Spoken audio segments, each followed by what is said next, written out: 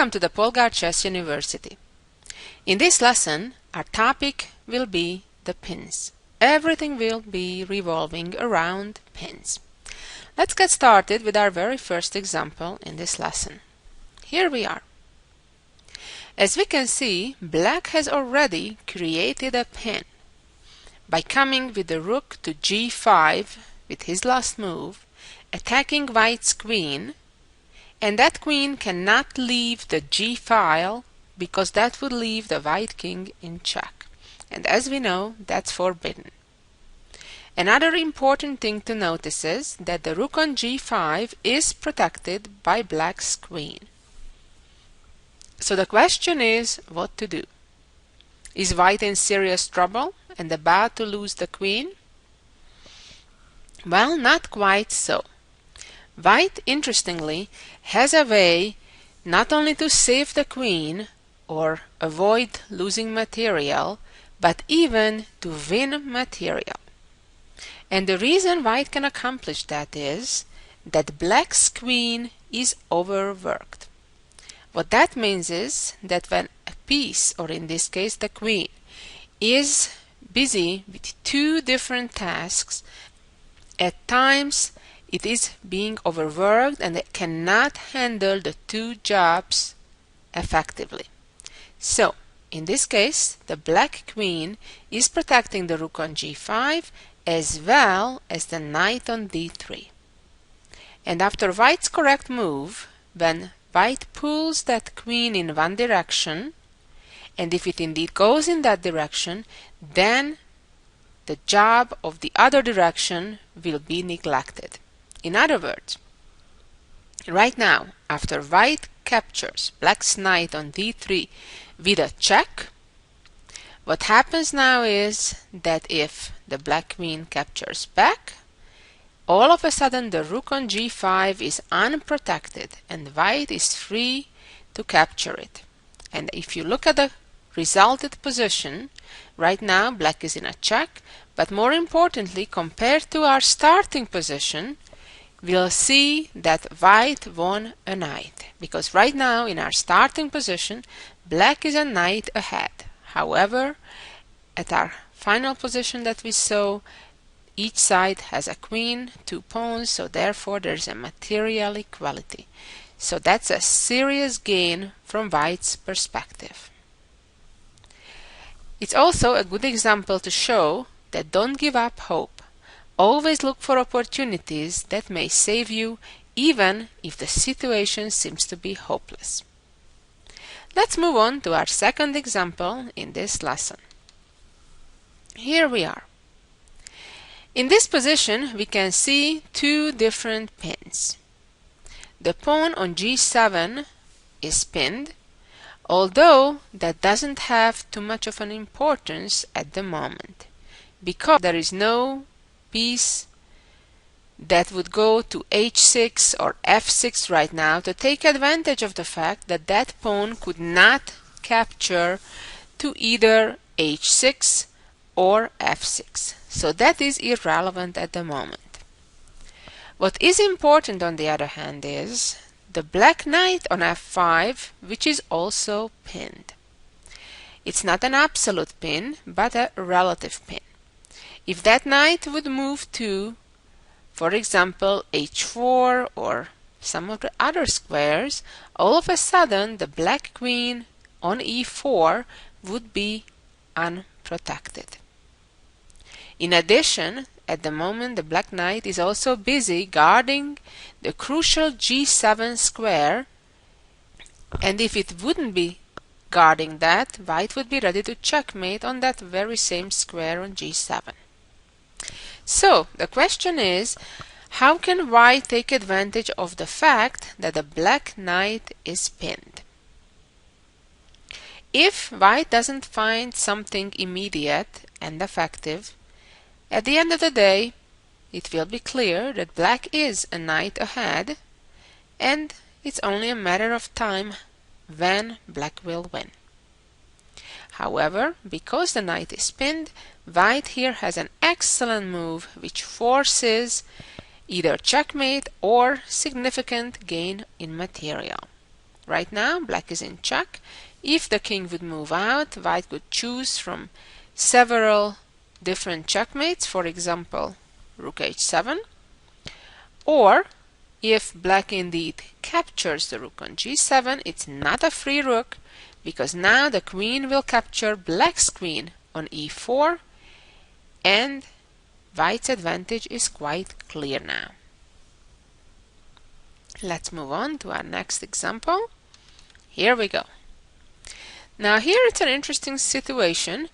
While at the moment black is ahead in material, having a rook against a knight and one extra pawn, which gives black a little bit of material advantage, the problem is that white, if they find the correct move, will be ahead very, very soon. Interestingly, here the fact that the pawn on g7 is in a pin plays a rather important role. And because of that, in this position, white has a very nice move, namely moving the knight to f6. Here actually white is combining three different important patterns or tactical tools. One is the pin. We are using the fact that the pawn on g7 is pinned. Then again, this is kind of a fork, because we are checking the black king, and if it simply moves out of the check, we're just grabbing the free rook on d7. And thirdly, we're removing a guard. So, black has to choose between three different problems. One is the pin, the second one is the fork, or thirdly, if the queen moves and captures the knight, then all of a sudden the queen no longer protects the rook on d7, and white will be free to grab it. And if you look at the position at hand right now, it's not hard to see that white is ahead by a pawn. A very nice example, and a very tricky one, and one easy to overlook. Okay, let's move on to the next example on the same theme. Here we go. If we look at this position, again, we'll see black's material advantage, having an extra bishop and an extra pawn. Also, we can notice a couple other things. One is that black doesn't have a rook in the back rank, and therefore there may be a back rank checkmate. However, if we'll have a closer look, we'll notice that the only currently available square for our queen, which indeed would almost give checkmate, is already guarded by black's bishop from b5. So therefore, that's not a good attempt. The next most natural move to look at would be to give a check with the knight, which is now nicely safely protected by the queen. Problem is that after the black king simply moves out of the check, there isn't any real effective follow-up to it. The black queen is guarded sufficiently by the knight from e7. So let's go back one more time and look at this position. What else may white want to do? Keeping in mind that white is down significantly in material, it's clear that white needs to do something urgently and forcefully. And there is one more way in making a forceful move. We looked at two of the checks already with queen e8 and knight f7. They do not accomplish the desired goal. However, the third one does. The correct move is to play knight g6 check. And again, just like in the previous example, we're combining three different important tactical tools. The main one here, or one of the three main ones, is using the pin, building on the fact that the black pawn on h7 is in a pin and therefore cannot capture white's knight. It's not hard to get convinced of that if the knight now captures on g6, that would leave the queen on d5 unprotected. That would be again a situation of deflecting a defender. And let's go back one more time. After knight g6, if right now black moves out of the check, then again we're dealing with a fork after knight captures knight. And obviously this is the worst option from black's perspective. Okay, let's move on to our next example again. Here we go. For a change, it is black's turn now. Black seems to be in serious trouble in that the black king is pretty naked without any pieces protecting it. Also, white has the material advantage in having a rook versus a knight, and white also has an extra pawn. So it seems like everything is going well for white. However, there is a very tricky move that creates a fork and a pin all at the same time. A pretty interesting thing and a pattern good to remember. Before we go further, try to see if you can find this very effective and elegant move for black. And the answer to this was moving simply the knight to f2, which clearly immediately creates a fork, forking white's king and queen. And the point is that if the white rook captures the knight, that rook is pinned. So what happens is, when that rook moves, it opens up the diagonal and leaves the queen behind on d1 unprotected. So therefore, white couldn't avoid losing significant material. And let's move on to our next example. Here we are. In this position, it is black who is up. Black is up a full rook and a pawn. That's a very serious material advantage, especially when most of the pieces are off the board already. Now here white has several good-looking moves. One of them is to trade queens with a check, and then when the knight recaptures, win material by capturing black's rook on e8. And even though black can capture now the white bishop, white gained some material, traded queens, and gained a rook for a bishop, which generally speaking is certainly a good idea because that's gaining 2 points on the material scale. However, the problem is that even with this material gain, it is still black who is clearly ahead, being up a knight and a pawn. Now, if we wouldn't have a better option from this position, you should certainly go for it.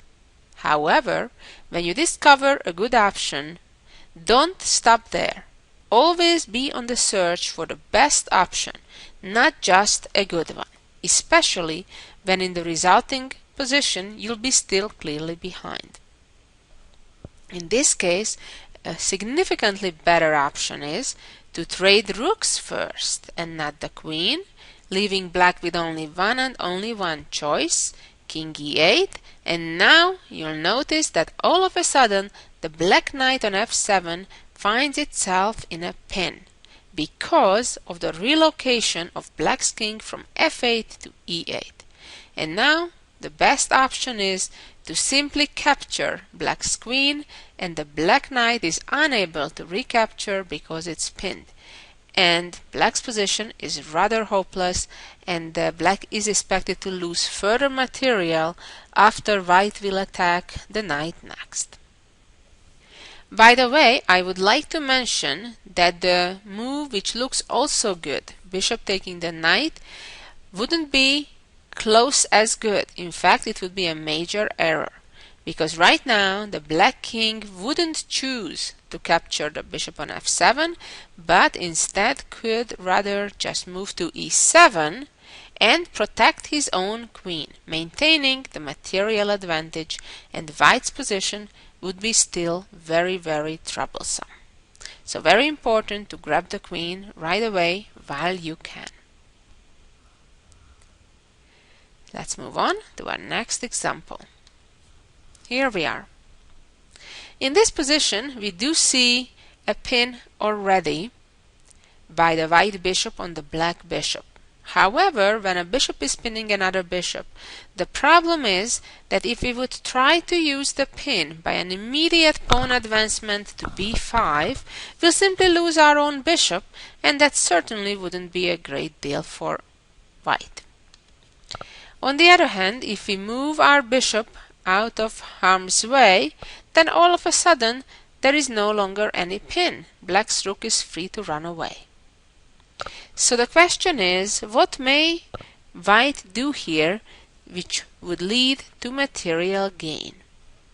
Well, sometimes you need to sacrifice first something in order to gain back what you sacrificed, and hopefully with some additional material, or with some interest, as we could say. Try to think and figure out what is the correct sequence of moves right now.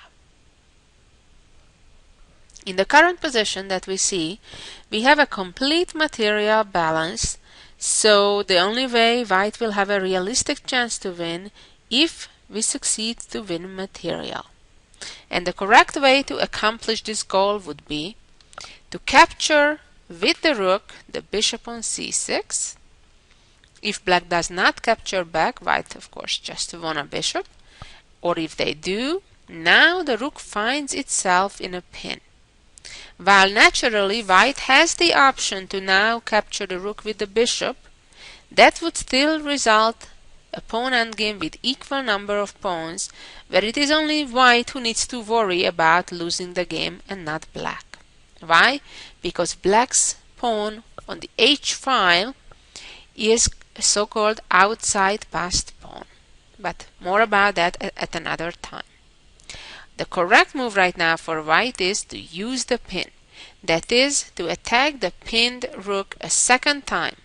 With the pawn, the rook is unable to run away, and then when we capture the rook on the following move, either with the bishop or with the pawn, then already that piece will be protected there by the other.